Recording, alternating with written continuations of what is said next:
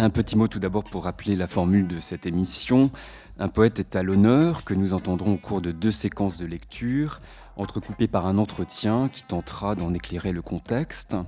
Puis c'est au tour de ce poète de lancer une invitation à 2 écrivains qui seront appelés à lire également leur propre texte.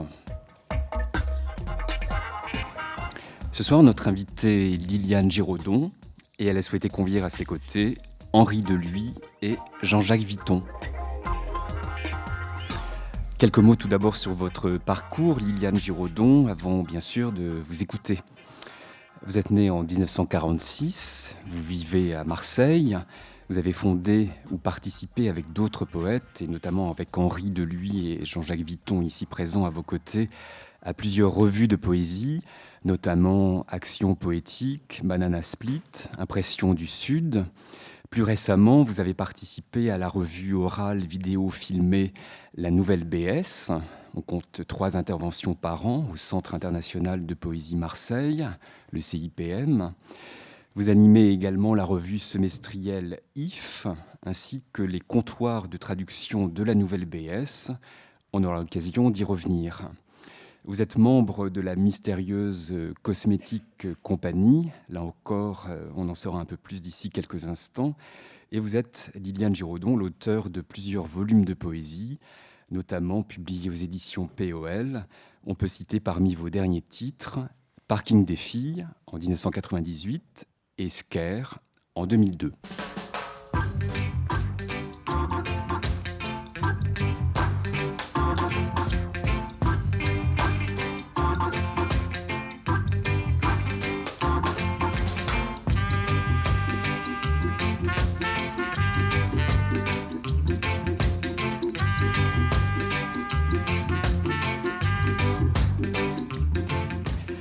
Voilà, brièvement esquissé. Maintenant, Liliane Giraudon, on est un peu impatient de vous entendre. Et peut-être pourriez-vous commencer par nous dire comment vous avez composé ces séquences de lecture, en particulier celles que l'on va écouter tout de suite. Il s'agit, je crois, de textes poétiques inédits.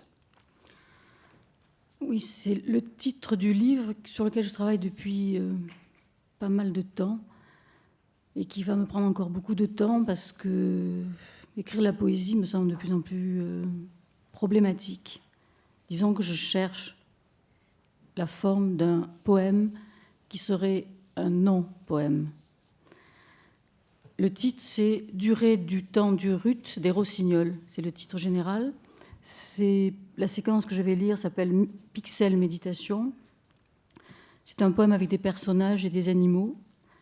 Comme personnage, il y a Jack Spicer, Maria Zambrano, Thérèse Davila, Gauvin et Lancelot, et au rang des animaux, qui pour moi sont au même rang que les autres, un singe, un crocodile et un rossignol.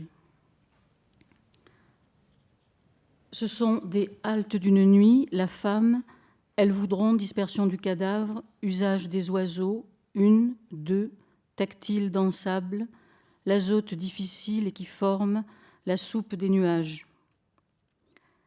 Élitiste mourut, poésie confite, avec le temps chacun souligne un art du négatif, gingembre, on souffre quand les chevilles, pourquoi se brisent dans les mains, ce n'est pas de l'eau, non, non plus la colère en travers de la route, ville de personnes, érelle, biscuits de mer, on peut tenir 10 jours. Élevage de bolcheviques, système thermique assuré, ils sucent mieux que les agoutis, production de biens matériels, greniers sous la terre, certains repeignent leur cuisine. Persuadés l'avoir vu, cellules de moelle osseuse sous les branches du néflier, comme dans les contes, battre des ailes, question essentielle pour chacun d'entre nous, le montage numérique. Faiseurs de musique, bref royaume, rossignol nu, protéines avec ou sans morphologie, une chambre, triple détresse, les craintes et les torts, phonologie, partage d'un système, syntaxe électrique, rose, iris de Sibérie, tige de haricots. Quelque chose de brûlant, pourriture céleste, ils sont morts, ne le savent pas, ponctuation sans oiseau, tracas double face, une apparition sur la neige, nature de la poésie, sans fourniture ni bleu, crachat, simple petite couche transgénique. Échange d'ADN, code génétique, toujours inassouvi, Lancelot, les yeux emplis de larmes, la bouche pleine, ce mauvais plat semi-vivant sans cesse resservi, ce qui dort sous les plumes, grésille à l'air frais, leurs yeux posés comme des pommes. L'un des nombreux brouillons du texte, animaux superposés, vivantes mosaïques, une inadéquation irréductible aux formes, ce petit séjour, rêve de mise en scène, souvenir. Recomposition d'une vie si brève, pourtant, durant ces années en 2 colonnes et sans alinéa, absence totale d'intervention, postures à tenir, chute ou séquence, une idée d'objet trouvé. Ronces, feuilles de bananier, copie de copie, on ne peut vivre sans animalité, la langue donnée refaite, pas de poème sans lecture, état de toutes les têtes vidées, déposées, Lancelot penche sa bouche sur le papier. C'est la joie qui est traumatique, l'oreille, caverne d'anus, formule littéralement traduite, un trou dans la vie, petite maladie qui s'annonce, le pied frappant chasse les oiseaux.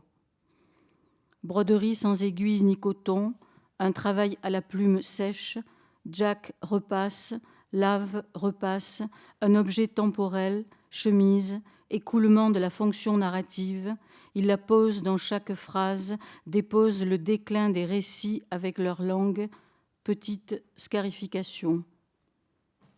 Visible par temps clair, le style documentaire, une poche sans bouton, je crois l'avoir saisi dans son ensemble, cet art d'exister contre les faits, face ou profil, des choses arrachées, décousues. Une branche d'acacia et qui tremble dans l'air, cette langue, nous n'en connaissions pas 20 mots, nous avons tout traduit, lettre par lettre, sans savoir ni dire ce qu'il fallait faire. Le mot amour, par exemple, mieux vaut le faire en silence, avec tout le monde, pas si difficile. Le mot calcul, en tant qu'expression d'une prévoyance, base d'une constante. Strictement parlant, tout est fortuit. Autour de nous, manger des œufs le matin, trouver un objet de violence dans une structure donnée, un carton très dessiné, quelques tapisseries déjà terminées, noir, blanc, par exemple, rouge pour les lèvres. Celui qui veut être dupe, c'est celui qui veut avancer, l'autre recule sans cesse. Le guide des égarés, il dit « c'est mon chemin de fer », mouvement, c'est-à-dire changement, inertie, c'est-à-dire résister au changement, une sorte d'excitation dans les deux sens. J'ai fondé ma cause sur rien, une roue, ma vie, une roue. Je tourne avec volée sombre de l'horizon, toujours un peu. Quelques bières apportées de sa main, il invente des infogènes, la vie d'Arthur Rimbaud, celle d'Emily Dickinson, chacun la sienne. Nos corps sont du pudding bouilli. Il voulait éliminer toute trace de poésie, fabrication de gènes conçus pour être traduits en signification pour les humains, non en protéines par la cellule. Mais alors Spicer avait raison, les mots se tournent contre ceux qui les font, celui-là est payé pour savoir, tige de haricots, marmelade, les papillons qui sont la moisissure, c'est la langue des fondements, salive parotidienne aqueuse, sublinguale visqueuse, linguale séreuse, pas plus de 0,8 litres par jour, c'est pas vrai. Beauté de l'ombre qui se déplace avec l'acteur, la double vie du marane, c'est celle du porc. Un soleil sanitaire venu de longtemps, c'est lui qui éclaire toute ma vie, existence pour aujourd'hui, lexique de cruauté, partition volatile, tout se perd signifie que la matière disparaît, lourd corbeau, son cri, 10 ans maintenant c'est le soir, la lumière tombe, des arbres se mettent à flamber, tête bêche, les enfants trouvés, nus, endormis. buée liquide d'argent, une intensité variable, le contrôle des sexes, premier pouvoir policier, produit de circonstances, les dessins bougés, autant de manières de voir des testicules dans leurs coussins d'étoffe. Ce n'est pas vraiment une promesse. Nuit et jour, ils travaillent en se relayant, un projet cybernétique. Neurones de lapin cultivés sur des puces de silicone. Pour voir les choses, il faut les regarder comme si elles étaient parfaitement dénuées de sens. Un rapport circulaire, ulcère infecté genou droit, amputation premier orteil gauche, engelure, 500 mg de cognac, Tranxène plus Noctran, aux urgences, le lavage gastrique. Soleil blanc, c'est sans doute une erreur, principe d'association, avancé ou reculé, parfois reculer entraîne beaucoup plus loin, comme pleurer longtemps, une inadéquation irréductible aux formes majoritaires de la pensée et de la vie sociale, justification du poème comme poème, personne le sera de ma vie, cela n'aurait de sens que pour quelques-uns dont je suis, une parmi d'autres, absence totale d'intention mêlée à la plus haute préméditation. 3 objets ratés, complètement ratés, à plat sur cette table, morceaux d'images encombrés de textes. L'artiste libre est un amateur professionnel. Un poème n'existe jamais seul. Boudin aux pommes au menu du jour en nécessite bien plus qu'une seule. Élément de base, point de départ, une compote. Ici, nous avons fixé notre résidence pour l'hiver. Pourquoi battre un cheval mort? Ils ont repris le jour sans lui, peut-être 9 au thé de 10. Lancelot encore avance, cette fois étendu sur l'herbe, une autre saison. Comment réapprendre le néant, cette absence totale d'intention mêlée à la plus haute préméditation? Soleil sanitaire, c'est une fonction, les cercles nus au pied des arbres. Ce plaisir enfantin, refaire l'intrigue, un lieu saturé de couleurs atmosphériques, l'œil perdu, enveloppé de linge, on peut voir ce fourmillement des corps, buisson de lumière, le casque de Gauvin, scintillant, combien pèse sa masse? L'œil a été perdu, il continue de l'être, c'est un vide rempli par l'évidence. Couleur front et couleur poids, un feu sensible et qui resplendit, tout le pourtour du visage, 12 mètres d'envergure pour qu'un ange décolle, iris de Sibérie, tige de haricots, les photographies sont des copies de copies, la sauvagerie de la mer, couleur cardinale, sa valeur hygiénique, comme la disparition des mouchoirs. Mise en retrait rhétorique, mesure d'angle, c'est sans support, la vérité est un mensonge, en vérité il ne dit rien, regarde s'éloigner celui qui ne viendra pas. La pénétrer, c'est la dissoudre. Quelqu'un voudrait nous donner soif. Connexion d'une existence. Et puis une autre chose, brusque suffocation. Le Graal, aussi répandu que les algues ou les rats. On peut le servir dans une tasse. Le corps criblé de devinettes. Le corps, il faut le déposer. Parfois se demander, sans solution, éviter de le faire, ce n'est pas certain. Pique-nique, maigre soleil. Mes cahiers, au bout du compte, ce sont des cahiers d'exercice. Quelqu'un voudrait qu'on boive la rivière. Des images de ce genre s'en prennent aussi au nom des villes. Voilà une ligne, voilà.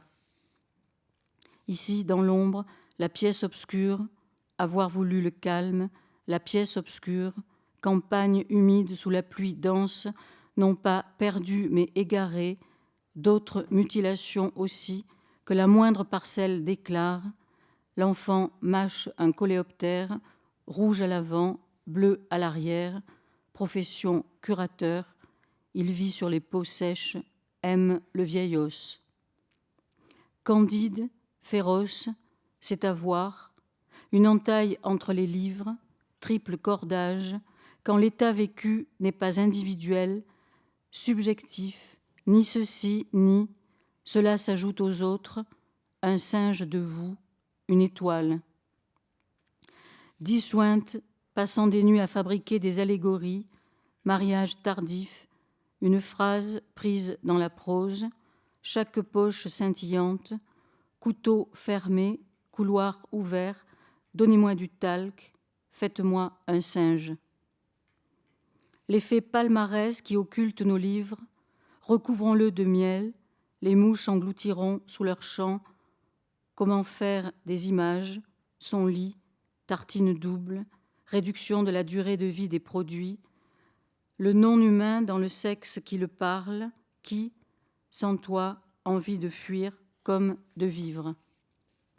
Rester cool face au sentiment de persécution trop réel. Je ne veux pas d'avocat.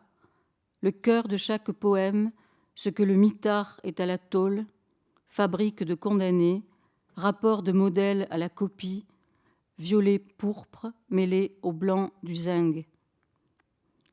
Un personnage passe, couleur dominante ou valeur d'échange, celui qui mange ses couleurs, pour demain, témoin de leur époque. Pourquoi c'est abstrait? L'histoire d'un désir, un mécanisme boursier, mouvement phonologique, une serpillière ou les plis de sa jupe.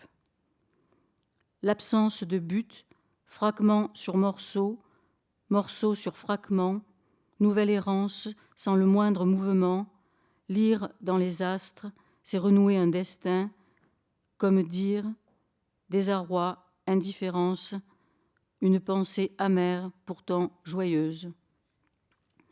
Mécanisme, technique ou engrenage, une généralisation plus globale, crevasse des corps, Gauvin s'inquiète de la profondeur du ciel, son recueillement scintille sous la douche des étoiles, simple privation, guerre ou accord, limité aux deux lèvres qui se touchent. Feux locaux, incendie sur toute chose, c'est un mélange, une séparation répare, plus de bouillie pour Jack, il est dehors, c'est un dehors donnant tout son sens à la formule, la terre est redevenue plate. Oui, et pourtant non, c'est un mensonge, noir et fou, Jack porte une veste verte. Mis à part celui-ci, ou bien celui-là, il se peut que je fuis, mais partout dans ma fuite je cherche une arme. Les vers coupent la prose, le vin traverse l'eau de long en large, ses vêtements, schéma trop doux, carcasse double, de haut en bas, poursuivre jusqu'à demain, petit rongeur. Disant non, c'est oui, et ta mère, elle suce les ours à prise unique, la place de la relecture immédiate, je m'entorche, avancer les yeux crevés, c'est ce qu'il cherche, seul, très seul, c'est-à-dire une femme à soumettre, et Guenièvre, il dit, c'est ma poule, Lancelot se conduit mal.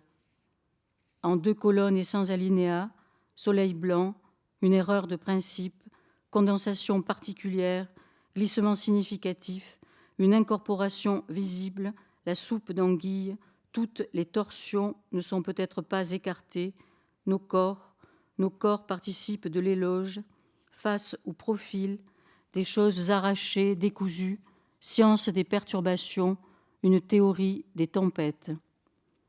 En stock non renouvelable, nos vies, vos, leurs, mains en l'air, l'art féministe est un art politique, rêvant d'un atelier sans mur, ce qui grince c'est la morte, du sable sur les dents, résidu ou moteur, un sentiment personnel, la tragédie, maman, c'est un mot, la tragédie, dans un cas comme dans l'autre, des notions beaucoup trop imprécises. Formule d'intensité, Lancelot ne prononce jamais son nom, une métaphore géologique des plus inquiétantes, onde de choc et puis fracture, une énergie s'actualisant dans un corps, cela donne un sexe, puis 2, cela donne du temps, mouvement des astres, morceaux de vie, élémentaire. Toutes les temporalités vécues, assemblées, incorporation généalogique, une adresse ou un assassin, chaque nom de l'histoire, poudre jaune des genêts, balancement des airs, corps suspendu, mais qui donc circule dans ce cri des oiseaux, attentifs aux objets, images et légendes, boucles d'écume solide, parfois nauséabondes.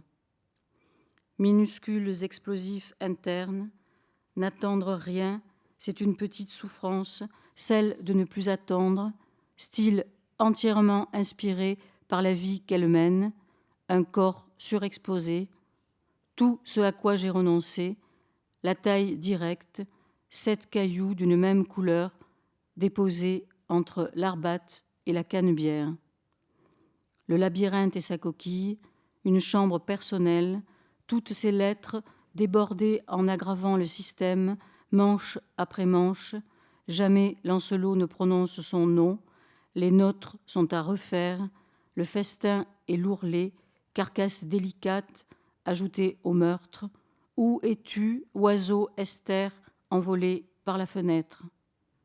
Le temps des mots, il coule en sens inverse, résidus d'énergie animale, leurs noms en forme de fantômes. Nos enfants s'égarent, un long couloir te rattrape, une autre séquence, tendre, lisse, vivant dans leurs couleurs, remous d'actes et de blocs, pistil poudreux, un survivant, ses 2 mains. Invariable à distance, convenable, les yeux fermés, motif en mouvement, mémoire mélodique, souvent monétaire, les cris, muet gardien du chat, Jack s'enferme, moi j'écris une pièce en lettres, acte 3, mouvement que soulèvent les fétiches, toutes non datées, distance dans l'origine, mais aussi différence.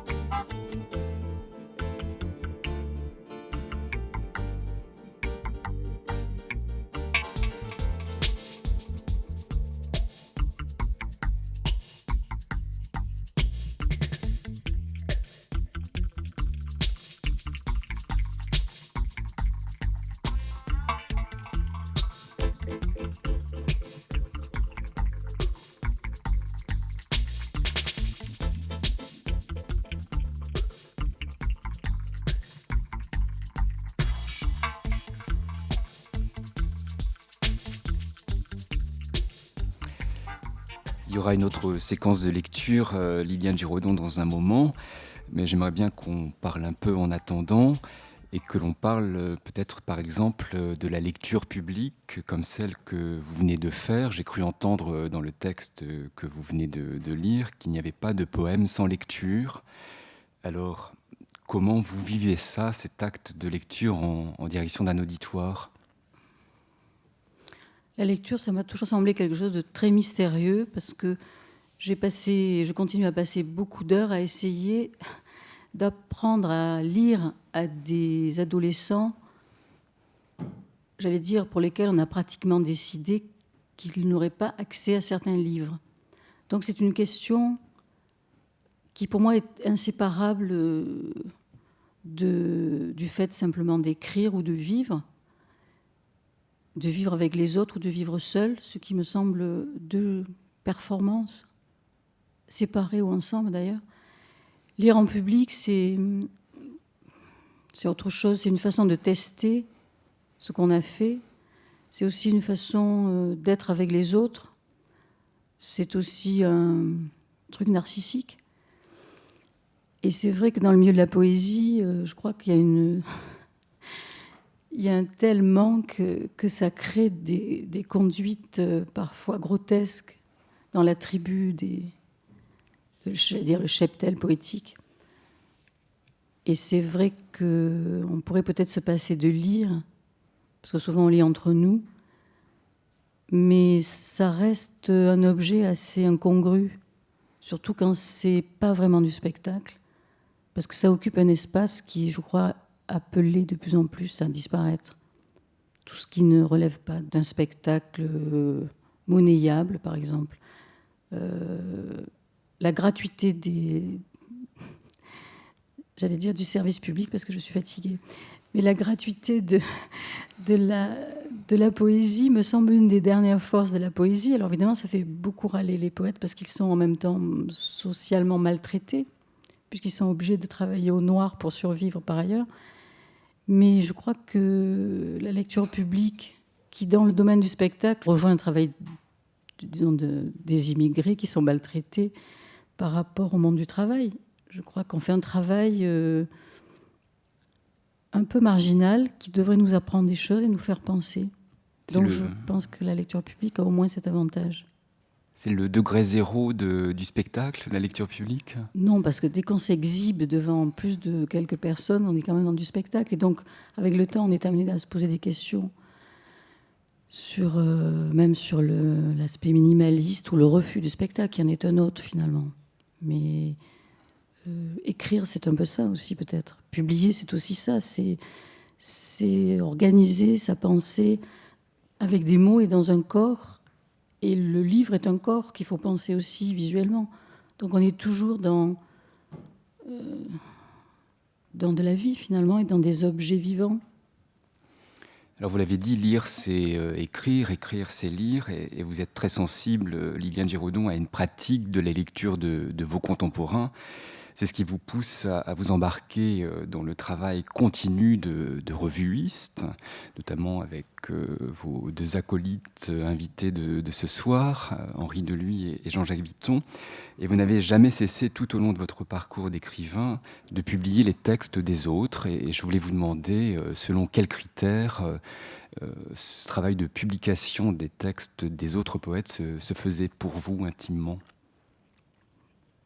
Ça m'a semblé élémentaire. Ça ne veut pas dire que c'est ce qu'il faut faire, mais en ce qui me concerne, justement, la rencontre avec Henri Deluy et Jean-Jacques Vitton, qui étaient des poètes pour lesquels faire une revue, c'était quelque chose d'inséparable d'écrire de la poésie, parce que ça veut dire aussi lire autrement.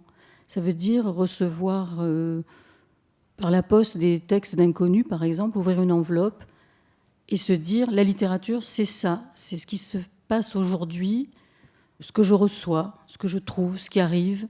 C'est aussi lire des revues étrangères quand on est incapable d'apprendre une langue étrangère, c'est se débrouiller dans du brouillard, c'est écouter, c'est voir comment les autres s'y prennent, comment ils s'en sortent, comment ça peut travailler aussi sur un rayon avec d'autres livres. Moi, je sais que quand je vois, par exemple, la revue IF, la revue Action Poétique, entre les mains d'un inconnu, dans un métro ou au bord de la mer, à Marseille, sur une plage, chaque fois, je trouve que c'est formidable.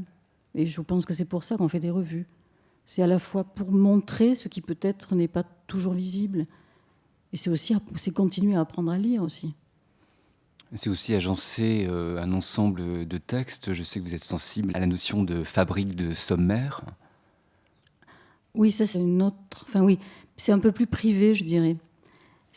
Je pense qu'effectivement, fabriquer un sommaire, c'est presque écrire. C'est-à-dire décider qui va succéder ou précéder ou quoi. Parce qu'à certains moments, c'est même plus le nom de celui qui écrit, c'est le bruit que fait son texte, ou même c'est j'allais dire le spectre qui se dégage de ce texte visuellement, sonorement, puisqu'un texte, il est soit une partition visuelle sur une page, ou alors il est dans la bouche des gens qui le lisent, ses lecteurs ou celui qui l'a produit, et chaque fois, c'est autre chose, en fait.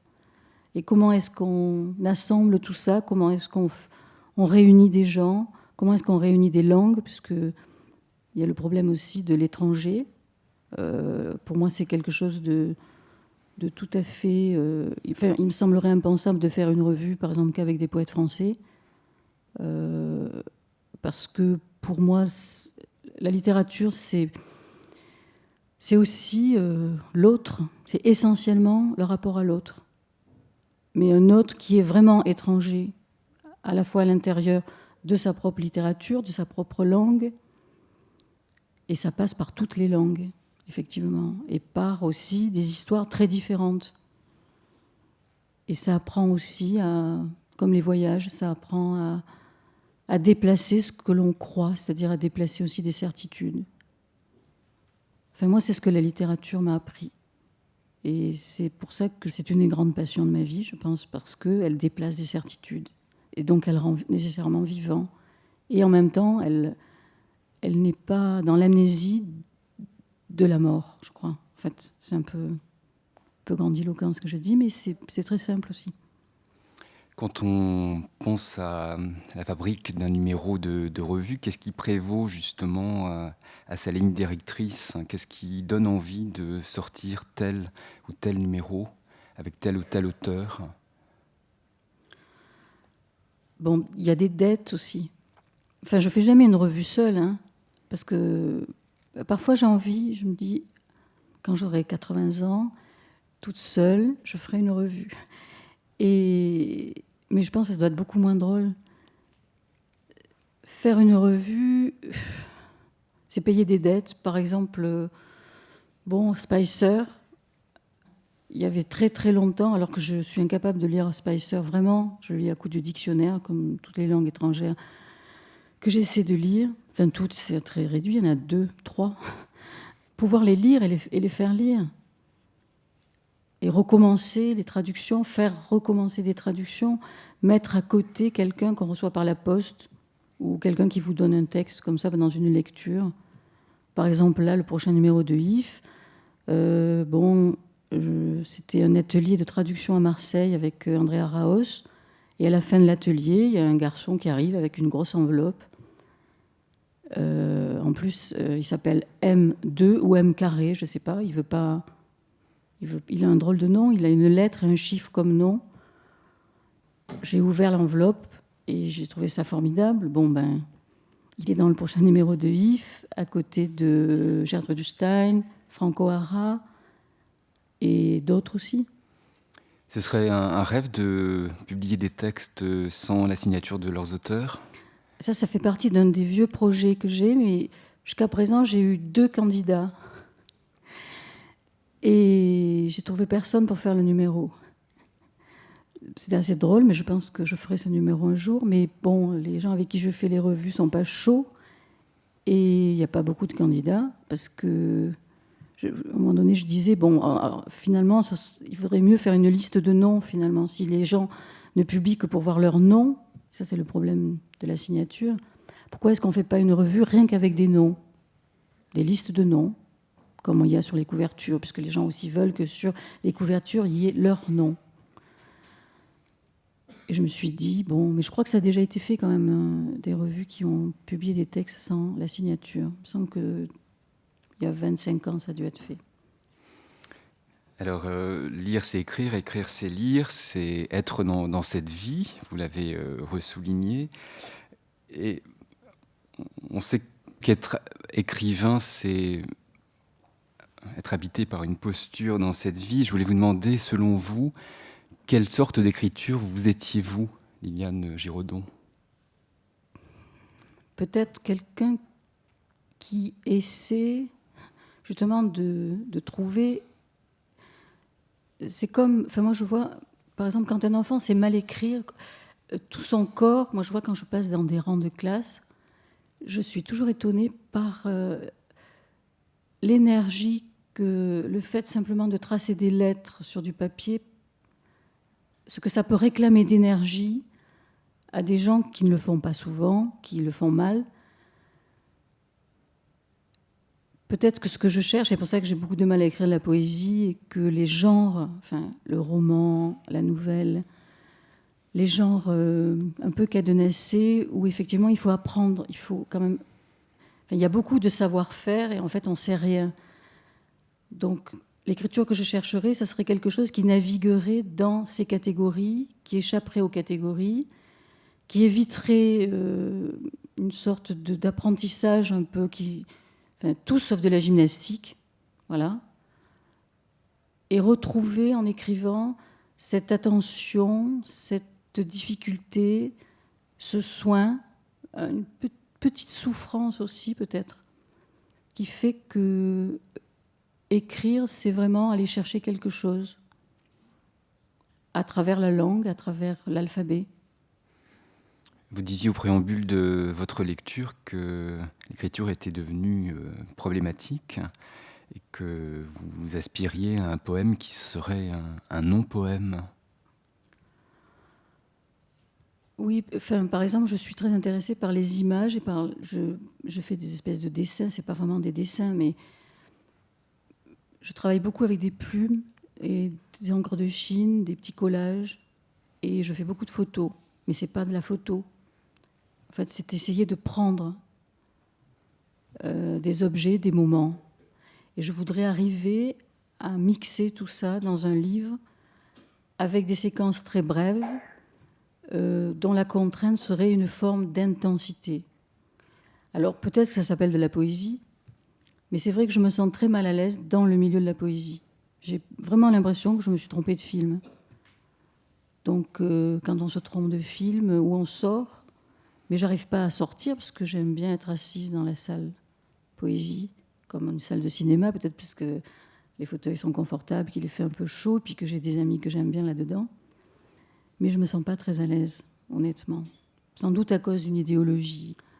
Peut-être aussi parce que j'entends beaucoup de poètes avoir un tel mépris, par exemple, pour des objets comme le roman. Et ça me semble tellement dingue de dire des conneries pareilles sur le roman que parfois j'ai honte. Et puis la poésie, c'est quand même un objet très réservé. Et quand il cesse d'être réservé, c'est toujours sur des malentendus. Alors c'est un peu pénible aussi d'être dans un wagon pareil. C'est un lieu de résistance plus que celui du roman, le lieu de la poésie? Je ne suis pas sûre. Je ne suis pas sûre du tout. Enfin, il y a des poètes vraiment très, très, très mauvais, très médiocres, très... ils sont encore plus coupables que les mauvais romanciers parce qu'ils pourraient s'en passer. Vous en connaissez? Oui, oui, oui. Mais bon, ce sont mes goûts, hein. Ça ne veut pas dire que j'ai raison. Mais moi, je trouve qu'il devrait s'arrêter. Mais bon, non. Mais en même temps, je suis contre la censure. Tout ça est compliqué. Mais je veux dire, il y a une tolérance sur la mauvaise poésie qu'on n'a pas sur le mauvais roman, ça c'est sûr. Vous dites d'ailleurs qu'il n'y a pas de bon ou mauvais poème, il y a simplement des comptes à tenir. Il n'y a pas de bon ou de mauvais poème, c'est une citation de Spicer qui voulait dire qu'il n'y avait pas des poèmes isolés et qu'en fait, on ne peut pas décider qu'on a écrit un bon poème ou qu'un poème est bon. Ça fait partie d'un ensemble de travail dans l'écriture. Mais on peut dire aussi la même chose peut-être d'une page. Bon, il y a des pages meilleures que d'autres, mais c'est ridicule. Ou alors on tombe dans ce qui fait que, par exemple, les universités et l'école ont dégoûté et continuent à dégoûter les jeunes de la poésie, de la littérature. On fait du morceau choisi. Donc c'est la pire des choses. Alors peut-être quelques mots sur l'ouvrage que vous avez publié l'année dernière, qui s'appelle Scare, paru en mai 2002. Alors c'est à la fois une sorte de mosaïque, apprend-on, ou documentaire, un journal peut-être, en tout cas, tenu par quelqu'un qui poursuit un exercice d'autodécollation. Qu'est-ce que c'est l'autodécollation, Liliane Giraudon? C'est très simple, hein. Je pense que beaucoup de gens font ça, pas tout le temps, parce que c'est assez fatigant. C'est essayer de se penser dans un corps, et plus précisément dans un sexe. Ça veut dire être capable de prendre sa propre tête, de la dévisser et de la mettre devant soi. Et de savoir tout ce qu'on a mis dedans, tout ce qu'on vous a mis dedans, concernant, par exemple, votre propre sexe. Par exemple, le fait que vous soyez un garçon ou une fille. Voilà, c'est ce que j'appelle les exercices d'autodécollation. Et quand on écrit, essayez de le faire avec sa tête posée à côté de soi, sa propre tête. Mais c'est un jeu. Oui, c'est un jeu. Et c'est assez rigolo d'essayer de fumer, d'ailleurs, quand on a sa tête à côté de soi. C'est-à-dire de poser une cigarette. Enfin, moi, c'est des choses que, quand j'écris, j'essaie de faire. J'essaie de penser tellement fort que ma tête est là et que je mets le mégot dans ma bouche comme je le ferais dans un cendrier posé à côté de moi. Et c'est un exercice que je vous recommande, qui n'est pas inintéressant. Alors c'est composé avec l'image du double. Ça, c'est une histoire familiale, comme tout le monde en a. Enfin, Bon, il se trouve qu'effectivement, je ne suis pas née toute seule. J'avais un frère jumeau. Et on avait des drôles de noms parce qu'on est né dans un milieu paysan, en Provence. Et en 1946, un garçon qui s'appelait Hervé et une fille Liliane, ça faisait sur les bancs de l'école un drôle de bruit. Et d'ailleurs, tout le monde se foutait de nous. Et un jour, très tard, il n'y a pas très longtemps, ma mère m'a raconté qu'on s'était appelés Hervé et Liliane parce qu'elle était pratiquement amoureuse, je crois vraiment même, d'une actrice qu'elle avait vue dans des films muets, parce qu'elle est assez âgée, et ses premiers films, c'était des films muets. Donc, cette actrice s'appelait Liliane Harvey, et elle était très triste, parce qu'elle m'a raconté que Liliane Harvey, après, a fait des espèces d'opérettes, mais le parlant a tué sa carrière d'actrice du muet. Et ça m'a fait sacrément réfléchir, parce que je me suis dit, merde, mais je porte le nom de quelqu'un qui a été tué par le parlant. Et ça m'a fait rire. Enfin, ça m'a pas tellement fait rire. Sur le moment, ça m'a fait rire. Puis après, je me suis dit, mais c'est une drôle d'histoire. Donc, Scare, c'est aussi un peu cette histoire-là. J'ai essayé de réfléchir là-dessus. Mais bon, je pense que c'est un détail du livre aussi. C'est un parlant poétique, romancier. C'est un parlant de journal intime ou c'est à Ce la sont fois... des notes qui sont montées. Oui, c'est vrai, ce sont des textes. Ce sont des notes, en fait, qui sont montées, revisitées de manière intemporelle. Et c'est à la fois de la fiction, du réel. Mais la fiction, pour moi, c'est pas un autre réel. Ce sont des morceaux de mots, de pensées, qui se déplacent nécessairement dans du réel. C'est le réel de tout le monde, parce que c'est l'alphabet de tout le monde, c'est la langue de tout le monde. Et ce sont des découpages de scènes, en fait. Alors ce livre s'intitule Scare, il est écrit S-K-E-R, et je ne peux pas m'empêcher de penser qu'en anglais, Scare, ça veut dire panique, ou alarme, ou peur. J'ignorais totalement ce sens. Simplement, c'est en feuilletant le dictionnaire historique de la langue française. Il y a une très belle page, et il y a l'étymologie avec la racine indo-européenne du verbe écrire. Et scare, c'est simplement la racine du mot écrire. Et la page dans le dictionnaire historique de M. Ray est tellement belle que je cherchais le titre du livre et en feuilletant, justement en feuilletant, et je crois qu'en feuilletant ça, j'avais pris soin de mettre ma tête à côté de moi. Et donc j'ai bien vu, et le titre m'a été donné, je ne l'ai pas choisi en fait. Vous êtes très sensible justement à la création des titres. Je sais que vous dressez des listes, des banques de titres entières, que vous-même vous les prêtez à vos amis écrivains. Non, un jour j'ai fait une lecture avec une liste de titres, parce que j'ai fait des livres qui n'avaient rien dedans, et simplement des titres. Et je donnais la liste des titres, et je disais, mais qui veut ce titre le prend, il sera à lui. Donc j'ai des listes de titres avec des noms qui les ont pris. C'était comme une espèce de... C'était une vente aux enchères des titres, mais gratuite. Distribution gratuite. Et ce serait quoi votre titre de livre idéal pour vous-même ? J'aimerais bien que quelqu'un m'en donne un, par exemple. On lance un appel. Alors, quelques mots encore. Vous êtes de ces poètes qui récusent avec fermeté l'idée d'une spécificité de l'écriture féminine. Pourtant, vous n'avez pas été sans être à l'origine, d'ailleurs, en collaboration avec Henri Deluy, ici présent, à l'origine de la publication d'une anthologie de poètes femmes, publiée aux éditions Stock en 1994. Oui, ça c'est... Enfin bon. Alors, que ça soit clair, pour moi, il n'y a pas d'écriture féminine, la langue n'est pas sexuée, etc., etc., etc., mais que ce soit clair aussi, je sais bien qu'en 2003, il est de très très mauvais goût de dire qu'on est féministe. Vraiment, eh bien, je pense que c'est parce que je suis féministe et que je le suis demeurée, et je le suis peut-être encore plus aujourd'hui, quand je vois qu'on fait accoucher des gamines de 14 ans sous X sans autre information, et que ça se passe par exemple dans l'éducation nationale, dite nationale, enfin ça se dit plus comme ça maintenant d'ailleurs, et beaucoup d'autres choses en fait. Je pense par exemple ce qu'a mis à jour ce groupe de femmes ni putes ni soumises, qui a l'air d'étonner tellement de gens. Ça me fait un peu rire d'ailleurs, cet étonnement. Enfin, ça me fait rire jaune, cet étonnement.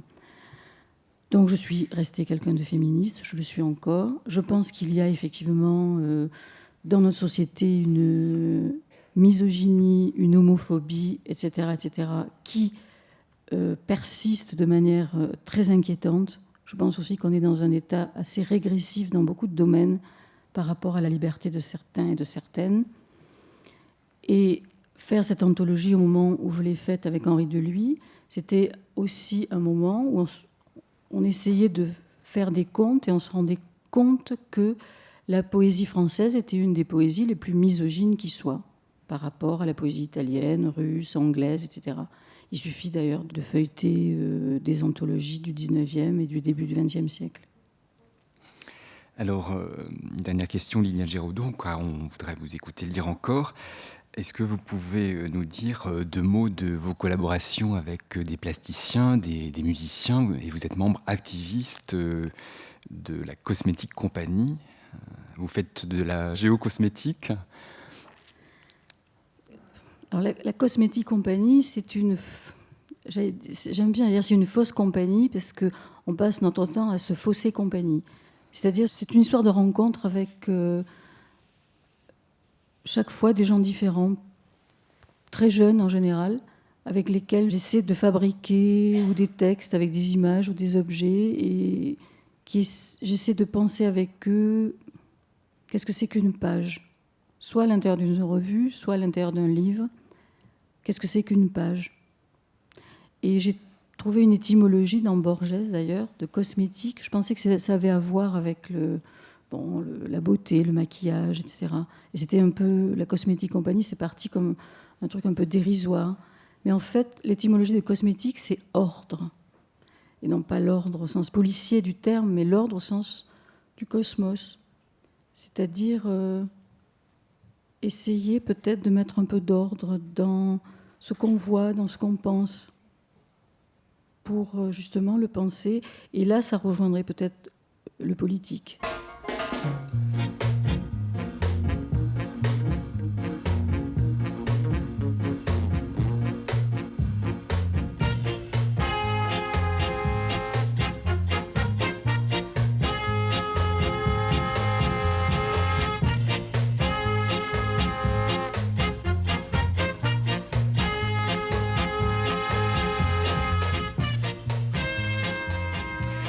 Alors vous avez fait le choix, Liliane Giraudon, de deux invités, deux poètes compagnons, on peut dire. Peut-être pourriez-vous nous dire, avant qu'on l'écoute, pourquoi vous avez convié Henri Deluy? J'ai convié Henri Deluy parce que pour moi, c'est quelqu'un qui vraiment est un fou de poésie.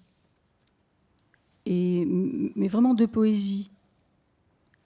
Et il y a quelque chose de très curieux dans cet entêtement et dans cet amour de la poésie. C'est-à-dire c'est quelqu'un qui... Je crois que c'est presque maladif. Et d'ailleurs, c'est un sujet de dispute, parce que moi, je trouve parfois... Lui, il aime toujours la poésie, même à la limite, il aimerait presque la mauvaise poésie. Et bon, je n'ai aucune sacralisation pour la poésie, et à la limite, parfois même, je pense que moi, j'aime la poésie, mais c'est vraiment comme j'aimerais un truc dont je voudrais bien me passer aussi. Lui, pas du tout. Il est presque stupide devant la poésie, tellement il l'aime. Et ça m'a toujours intriguée, parce que ça fait bientôt 25 ans que ça dure, et je ne comprends pas. Bon, en plus, c'est quelqu'un qui a une capacité de faire des revues et d'établir des liens entre les gens. Je trouve ça assez formidable. Et en même temps, c'est assez formidable parce qu'en même temps, il est insupportable et très autoritaire. Alors, le miracle est parmi nous ce soir, Henri Deluy. Je vais lire quelques poèmes du début du livre qui est sorti il y a quelque temps chez Flammarion et qui s'intitule Je ne suis pas une prostituée, j'espère le devenir. Avec en citation une phrase de Kid Chocolate, un jeune Cubain, champion du monde en 1932, d'art et que non t'aidin. L'ombre de 3 gros cargos se mêlait à celle du ciel. Tu achetais un cahier, j'achetais un cahier, puis un crayon jaune. Le lys devenait une orchidée au fond de la baignoire. Il n'était pas facile de ne pas être une femme. Samedi 28 novembre, corps à demi carbonisé, cap du Mourillon, une balle dans la tête. Un jerrycan d'essence près d'un rocher en forme d'obus. Dernier domicile connu, place de l'Opéra, Marseille. Entassement d'écriture, tu ne pensais qu'à ça. Gérald Neveu était mort, Jean Malrieux était mort, Pierre Guéry était mort. Beaucoup étaient mortes, connues ou inconnues de la nuit. Élodia, qui disait « Tous les hommes sont des pédés, toutes les femmes des prostituées ». Seul Gérald grattait son papier pour en tirer de l'encre.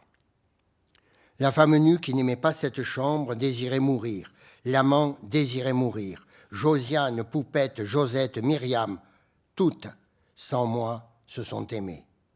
Le second mari, Oreste, Béla Bartok, la femme du patient, le voisin du commerçant, le général Custer, la parente du premier mari de la dame, toutes et tous désiraient mourir. Le prolo du coin, le médecin de campagne. Et, à Mexico, un autoportrait dédié à Trotsky, puis un portrait avec Joseph Staline, où les murs étaient pires la nuit que le jour. Diego Rivera, Frida Kahlo, une faucille et un marteau brodés sur la chemise de nuit. Les usines collées à la mer, Tina Modotti photographiait des poulpes, des poivrons farcis, des arbres blancs, des banderoles, des femmes jeunes, des drapeaux. De toujours immobile, l'aspiration à ce silence couleur d'alcool, l'obscurité d'une autre cigarette et, pour l'enterrement de Victor Hugo, sur le parcours, elle se donne pour l'amour de Fantine, la mère de Cosette, toutes celles de Paris. Celles qui furent déportées, Louise Michel, les tissus qui faisaient partie de leur corps, qui furent épousées le samedi 14 octobre à midi, furent assassinées le mardi 2 décembre dans la nuit, violées le mercredi dans la soirée.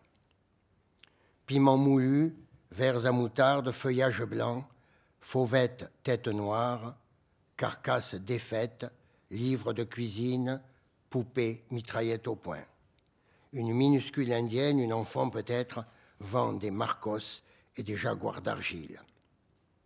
Naquirent seuls près d'un tas de fumier un 1er mai.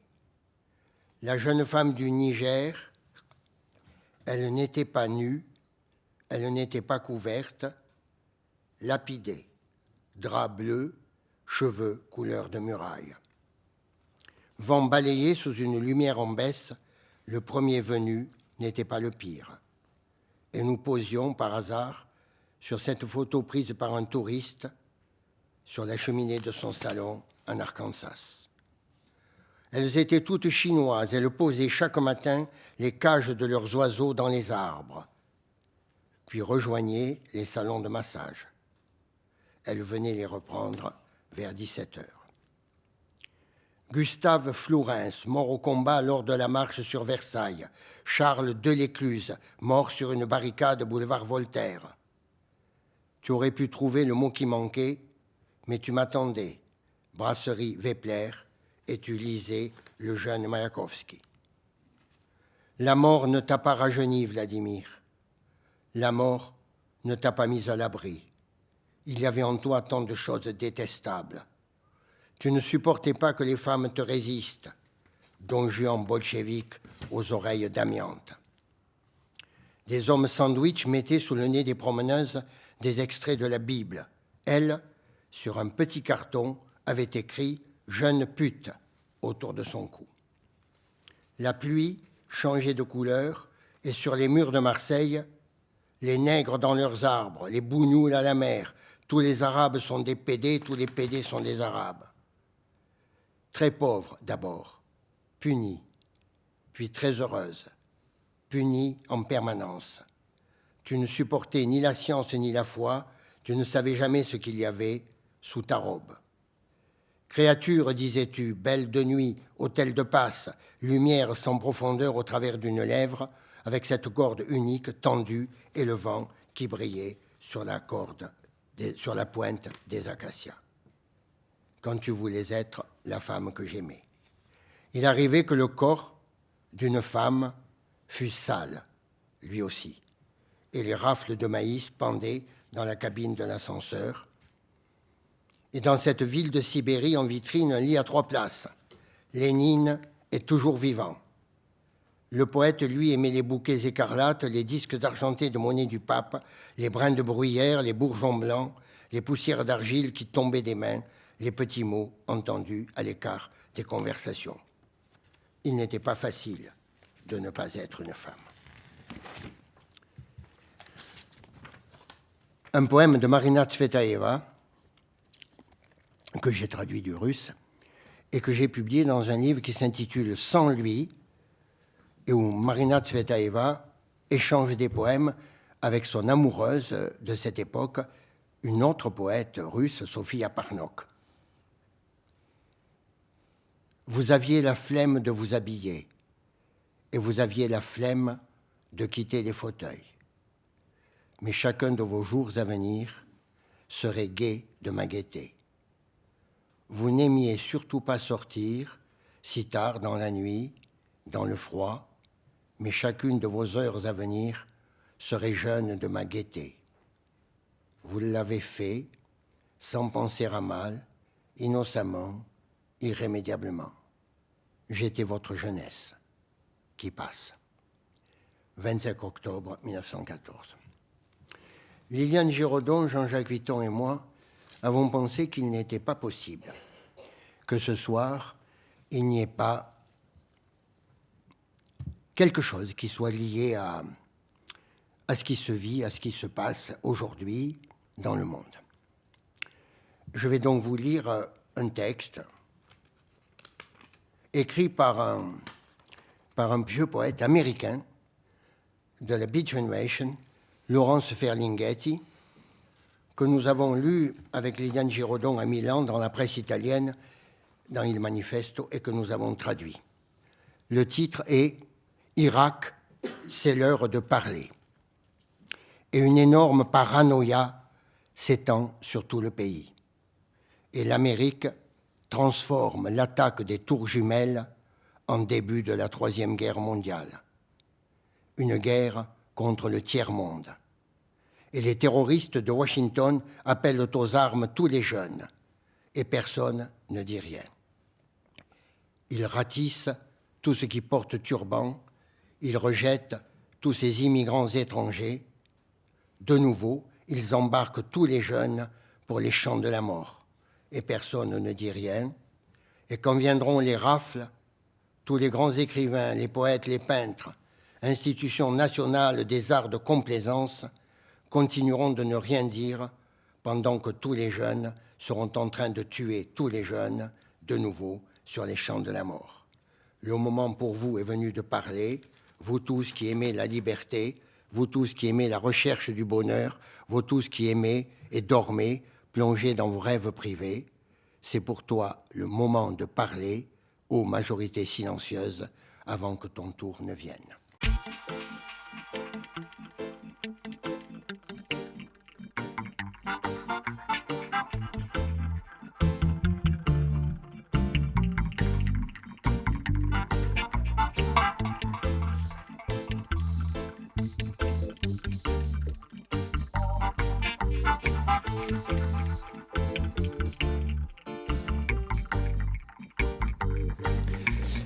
Nous vous rejoignons, Liliane Giraudon, pour une seconde séquence de lecture. Il s'agit, je crois, cette fois de science-fiction. Oui, je crois que ça s'appellerait plutôt une hyper-fiction. En fait, je vais lire le chapitre d'un roman qui doit paraître à la fin de l'année et qui s'appelle La fiancée de Makhno. C'est une grande dette que je règle parce que depuis l'âge de 15 ans, je suis très, très, très intéressée par Makhno. Et beaucoup de jeunes gens ne savent pas qui est Makhno, à mon grand désespoir. Alors, Makhno, c'était un cosaque libertaire qui a réussi ce tour de force à se battre à la fois contre l'armée rouge et contre l'armée blanche, et qui est mort à Paris, dans un dénuement total comme typographe.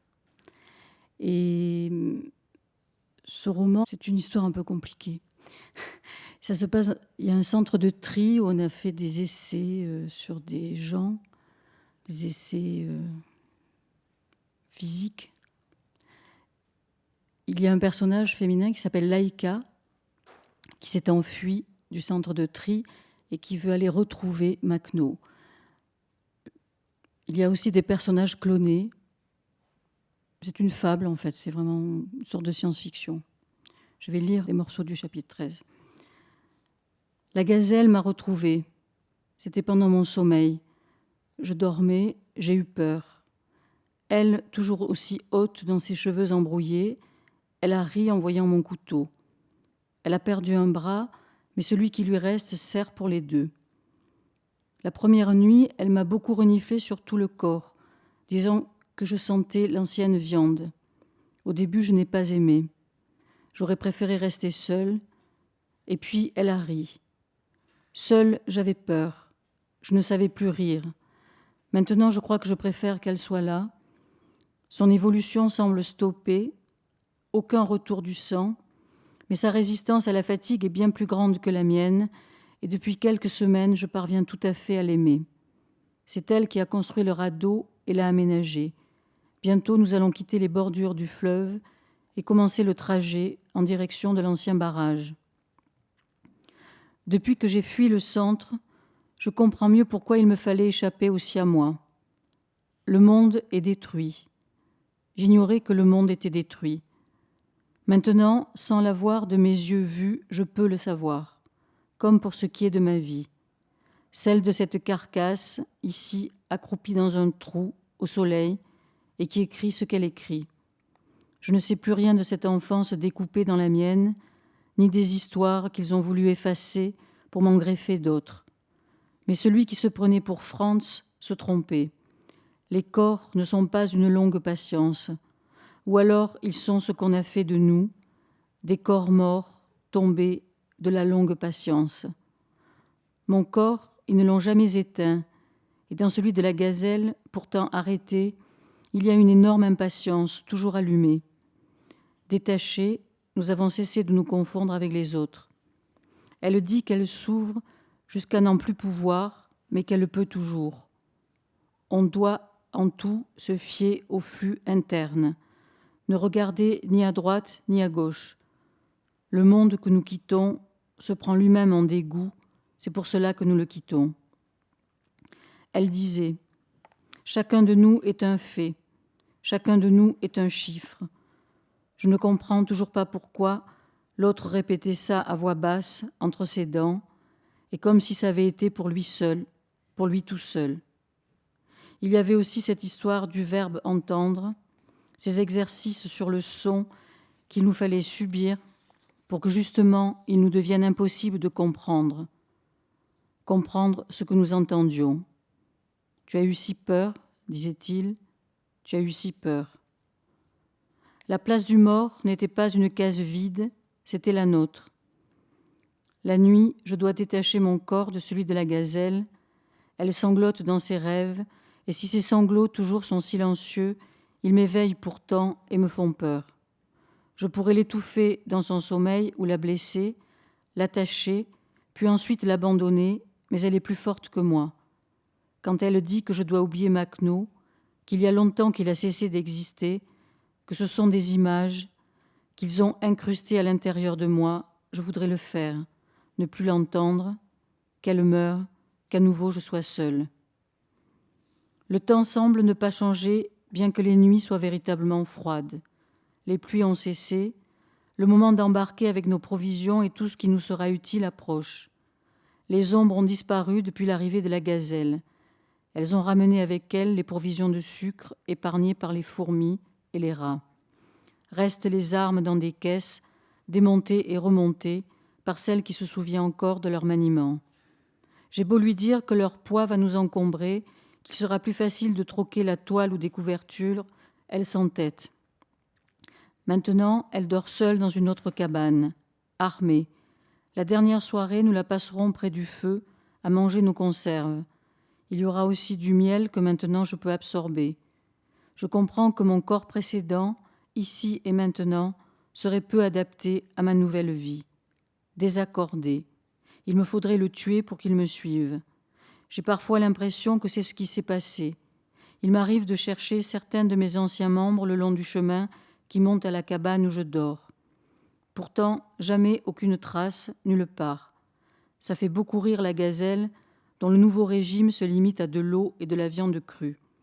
Elle est très forte pour chasser sans bruit, à l'aide de lacets. Parfois, elle me dégoûte et je lui dis « Toi, tu ne t'appelles plus la gazelle, mais viande ». L'autre soir, elle a eu l'air si perdue, si malheureux, que je lui ai dit « Tu es ma seule amie ». Elle s'est mise à pleurer. De véritables larmes qu'elle voulait que je boive. Depuis cet épisode des larmes, elle souffre de la trachée et toute mastication lui est pénible. Elle soigne sa gorge en triant de petits os et en les disposant dans la terre, près de l'endroit où elle dort. J'ignore d'où viennent les os, mais le médicament a marché. Sa voix est maintenant très belle et parfois nous chantons. Des chansons courtes et concentriques, comme celle-là. J'avais faim, je suis venue chez toi, j'ai trouvé un rat. Ou l'alouette sur la branche qui descend de branche en branche en faisant des petits sauts, l'alouette, en faisant des petits sauts, l'alouette comme il faut. Il a fallu renoncer à la plupart des caisses. En quittant notre camp, nous avons évité de nous parler, de peur que le courage nous manque. Pourtant, il devenait urgent de le faire. Dans ses courses à la recherche du gibier, la gazelle a découvert des traces de pas, en nombre assez grand, bien que chaque empreinte soit minuscule, de la taille de celle d'un petit enfant. Ce détail a semblé la préoccuper. Les derniers jours, elle a cessé ses exercices de tir pour s'entraîner au sabre. Son unique bras est maintenant couvert de taches, mais elle n'en souffre pas. Les journées à bord du radeau aménagé sont presque agréables. Avant la tombée du jour, nous accostons à un endroit facile d'accès où les arbres peuvent nous abriter. Je consigne les jours dans ce nouveau cahier et si elle n'aime toujours pas me voir écrire, elle respecte maintenant cet exercice. Elle dit que pour elle aussi, les choses d'une autre mémoire reviennent, surtout la nuit quand elle veille. Ce sont des bribes. Elle dit que c'est les nuits où le vent se lève que les images sont les plus nombreuses. Elle voit des choses se dérouler dans les espaces laissés libres entre les branches. Elle voit beaucoup d'animaux, comme s'ils étaient peints sur un drap tendu. Un ours, par exemple. Il est enfermé dans une cage, très serré dans des barreaux. Il ne peut ni se coucher, ni s'asseoir, encore moins remuer. Une sonde est en permanence enfoncée dans son foie pour en retirer la bile qui s'écoule dans un flacon. Pour l'empêcher de se laisser mourir, quelqu'un qui le nourrit doit lui enfoncer des aiguilles dans le corps. Chaque fois, l'ours crie et secoue la tête. La gazelle croit que ce quelqu'un c'est elle, mais dans un autre corps. Un jour pourtant, le liquide obtenu est insuffisant. Des hommes sortent l'animal de sa cage, l'ébouillantent et l'écorchent. Vivant, l'ours ne crie presque plus. Les morceaux sont rapidement découpés, le sang est à peine rosâtre. Les hommes sont chaussés de bottes et joyeux. Une fois le travail accompli, il y en a un qui vient la trouver et qui l'embrasse. Il est encore très jeune et n'a jamais pu toucher à une femme. Maintenant, elle se souvient. L'été précédent celui-là, elle l'avait surpris au secteur des volailles, celui réservé à l'alimentation. Le garçon tranchait les becs au fer rouge et vérifiait les tubes enfoncés dans l'œsophage, ainsi que l'appareil pneumatique déversant le maïs. Dans les cages, les volatiles ne peuvent ni remuer, ni étendre leurs ailes soudées à leurs flancs. Leurs os ne les portent plus. Le garçon écarte le grillage pour y glisser son membre jusqu'au cloaque. Grâce à son travail, Il dispose de centaines d'anfractuosités assez étroites, toujours humides, et d'une élasticité confortable. Quand elle lui avait ouvert ses cuisses, ce souvenir, loin de la dégoûter, l'avait excité. Le garçon, qui avec les cavités animales n'était jamais parvenu à calmer son érection, il poursuivait durant des heures, dans cet état de douloureuse excitation, le membre dressé, luisant de glaire, avec elle avait tout de suite éjaculé.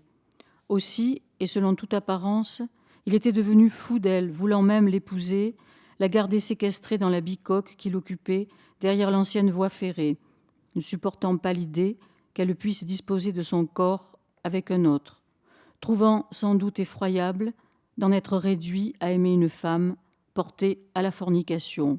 « Va, épouse une femme portée à la fornication », ricanaient les autres. Un trou de cauchemar, elle avait perdu le sommeil, était devenue incapable de travailler.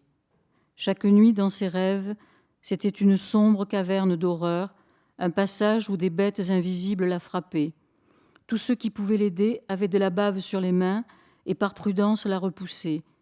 De la révulsion lui descendait dans la gorge et de la crainte.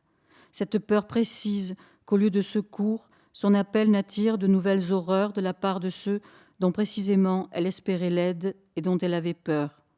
Puis un trou à nouveau, féroce et profond, où son corps tout entier a basculé.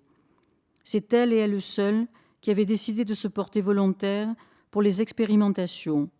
D'abord, mère porteuse pour une catégorie de singes dont le vieillissement neuronal du cerveau avait été maîtrisé. Puis le reste. Elle dit que ce sont les premières manipulations qui ont fait cesser cette souffrance, des becs pointus qui lui poinçonnaient le cœur jusque dans le ventre. Moi, je lui parle de Makhno, des chevaux et de la neige. Elle ne dit plus que c'est impossible, que cette histoire n'est pas la mienne, mais je vois dans ses yeux que c'est uniquement pour que je ne perde pas mon courage, que je poursuive le voyage avec elle. Mais quel voyage? Si Makhno, sa fidèle Stonia noire et ses partisans ont cessé d'exister, si la plateforme du temps s'est écroulée pendant que nos corps étaient au centre, qu'est-ce qui reste des hauts plateaux? Quels visages ont ceux qui les occupent? Que sont devenus les morts? Où est le sexe de Makhno?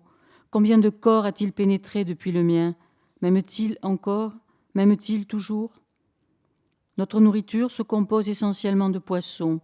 Il y en a une si grande quantité que nous en rejetons une partie à l'eau. Les cadavres des morts appâtent les vivants. Nous naviguons beaucoup plus longtemps, c'est-à-dire que dès l'aube, notre radeau quitte le rivage. C'est que le courant du fleuve semble très ralenti depuis quelques jours. Un ancien chemin de halage longe la rive. Les broussailles l'ont depuis longtemps recouvert, mais il demeure en partie visible. Souvent, une torpeur m'envahit, surtout vers le milieu du jour. Le siamois, j'ai toujours su qu'il travaillait pour eux. Il l'avait mis là, avec nous, auprès de nous, comme surveillant, avec ce récit branché sur le mien, cette saleté de membrane dont il pouvait disposer comme il l'entendait. Franz, pourtant, n'y croyait pas. Autant ouvrir nos têtes avec un marteau, les transporter dans un lieu clair et vide pour y trier calmement ce qui dedans est nôtre et ce qui leur appartient. Il disait que le siamois était semblable à nous, qu'une partie de lui était contrôlée par l'organisme, mais comme nous, il travaillait secrètement à leur échapper. Il me semble qu'au fil des jours, je vois plus clair. Tout au centre était toujours dans un flottement monstrueux. Et le centre était non seulement autour de nous, il encerclait nos existences, mais il dirigeait une section de chaque particule de nos organes. Jusqu'à la petite fille, lorsqu'elle s'écriait en jouant « Préparez la route pour le serpent, préparez la route pour la grosse madame ». Quand je disais à Franz que c'était eux qui criaient en elle, lui répétait que non, qu'à cet instant précis, justement, c'était elle et elle seule. Et la viande à serpent, c'était nous, l'ensemble des plus petites parties de nous-mêmes, mais c'était un serpent incomparable, unique en son genre, puisqu'il était composé de la chair délicate de chacun des morceaux des pensionnaires du centre. Lui seul avait accès aux jupes de la grosse madame, celle qui, dans le cas présent, était capable de résister à cet ordre parfait appelé à naître et auquel le centre travaillait. délivrance ou aggravation, comme on voudra, j'entendais maintenant clairement l'ancienne voix de Franz et ma propre existence flotter dans la plus violente incertitude, comme mon corps étendu à l'arrière du radeau, au-dessus du fleuve.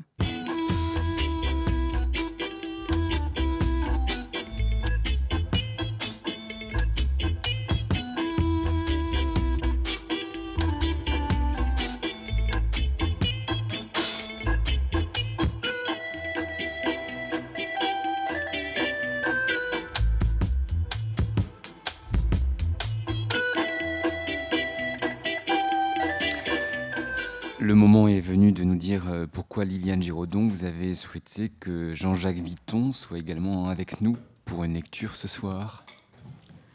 Parce que c'est quelqu'un avec qui je vis en poésie, et c'est quelqu'un dont j'aime beaucoup aussi les poèmes, et qui a participé à me faire aimer la littérature. Jean-Jacques Vitton.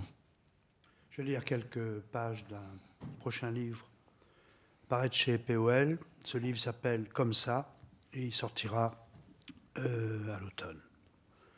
Intermède, sous-écran, brouillard, bruyant, programme, jeu, nu. Inutile, le refrain Golfo Mystico, pour rappeler que ça n'est pas comme ça. Alors, j'en reviens aux installations familières, elles nous regardent avec application. Frida Kahlo, sous sa coiffure bien tirée, dans le grand châle qui l'enserre, la protège du cauchemar. Tramway disloqué, ambulance, sirène. Il s'agit d'une avancée discrète, sorte de mouvement sans relief, proche d'un chuchotement de spectateurs, à l'oreille d'un autre, en fin de réplique. Comme un aparté non scénique, pas extrêmement ample, plutôt extrêmement retenu. Enfin, quelque chose comme ça. Si tant est qu'on puisse établir cette comparaison à la relire un peu trop appuyée. Donc c'est là, davantage dans la toupie qu'à l'extérieur, mais où est la juste orientation du retour? Un rien peut intervenir qui transformerait en un Z éblouissant l'ensemble de la construction. Un changement de temps, du climat, une ondée, plutôt une pluie, une averse, cirant la rue, multipliant les éclairages. Tout cela crée des obliques romanesques avec personnages, épisodes, péripéties, des brins de définition, des tintements. Sans doute est-ce dans ces mélanges que se prépare la réponse, et comment s'en rendre compte si rien ne passe l'enclos des dents. Chez les Cambodgiens, la surprise admiration se manifeste par un claquement de langue sur les dents de devant, plus élégant que le blasphème murmuré. Des langues que l'on ne comprend pas, on dit qu'elles sont étrangères. C'est magnifique d'entendre les langues étrangères, elles fascinent. Il faut les caresser, les faire s'avancer vers nous comme des plaques de promesses. C'est un psaume interminable. Face aux 5 signes bleus et gris, aux 5 becs rouges kaki, c'est une petite masse avec des anses écartées. À côté de la barrière bleue miniature aux planches régulières, dite de la vertu, devant le rond vide au centre de la T grise, c'est la jeune fille, on peut dire, elle gisait abandonnée. Contre un mur, dessin du lézard vertical, violon Chagall, hors d'atteinte des cheveux. Sur un escalier de jardin, cette rose qui persiste, identique à une écharpe aile de rose transparente. L'air envahit l'ensemble en claquant sur les bords, défaisant chaque touffe de nature morte. Quelquefois, on entend dire « c'est une fête », intraduisible, sans brasier, sans clarinette. Un désarroi, des incidents minuscules, indiscernables dans la narration, brouhaha, des changements à vue, expédition dans le trompe-l'œil, pas d'alerte, pas de clignotement rouge. À l'intérieur de la toupie, le mélange est lisse, continu, le temps passe sans claquer. Dans la capsule apaisante, comment aider le moi-même qui travaille en reflet? On peut renverser tout, pas de chute, c'est fixé à mort, rien ne part. Les glaces réceptionnent les puzzles d'identité, dépôt troublé dans un regard de café refroidi. Alors c'est quoi, nous disions, identité? Par exemple, un camp pour les bohémiens.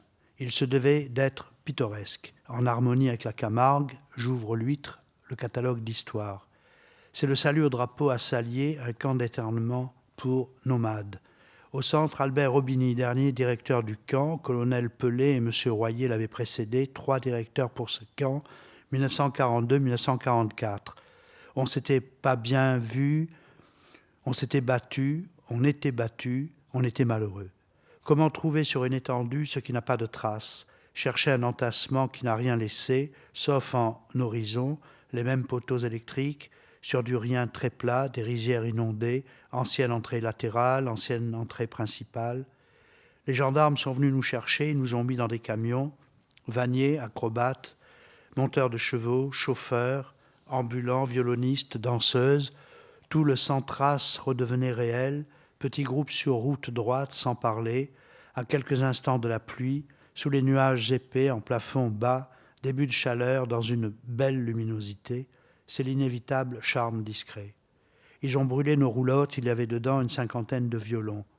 Sur ce maintenant vide, Clouzot avait ajouté ses décors, il tournait le saleur de la peur, il voulait donner au camp une teinte mexicaine.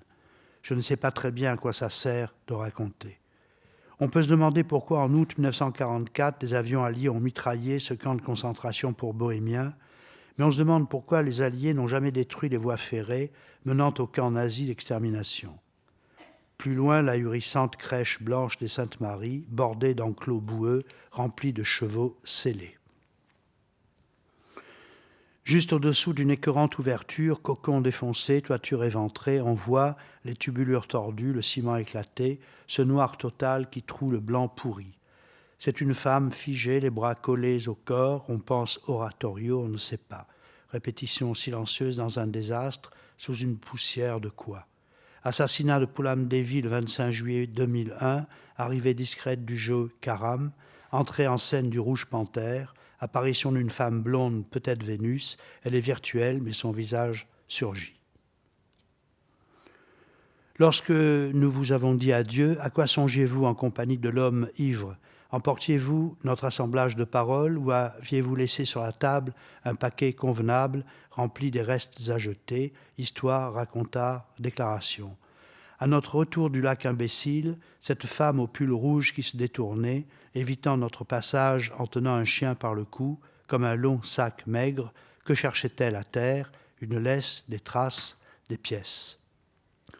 Et quoi d'autre? Le sol est doux dans cette ville, cette maison. Sur le bord du canapé, elle se mordit les ongles, la petite, habillée pour sortir, oreilles et front serrés de feutre. Elle remordit, mais qui est entré, qui est là? Personne. Tu sais bien que je suis morte. Quelle étrange résonance tout à coup. Dans la ville, une douceur particulière, une enveloppe, petite cape légère, dissimule ingénument le visage de l'ombre, revient comme ça, duveteuse, en juillet, n'importe où, ici, dans le pays. Oui, ce qui nous enveloppe est torride, parfois suave. Feuille dorée morte sur la Bunderstrasse, merde étalée sur le seuil de l'Institut français. Qui était la plus indésirable, la peintre vulgaire Leitner ou la chieuse errante inconnue? À la prise de la Bastille, les officiers ont été dépecés, leurs morceaux répartis, mangés dans divers quartiers de Paris. Ce détail révolutionnaire fort me dégoûte autant que le plan clonage des porcs sans yeux, programme de suralimentation. Ainsi le marché des femmes de Riberpam, exposées nues en box d'élevage comme des porcs sans yeux, dans des enclos vitrés pratiques pour l'évaluation des corps, examen des visages et des bouches, arrondi des hanches, bombé du ventre, galbe des jambes, chute des reins, tenue des seins, modelé des fesses.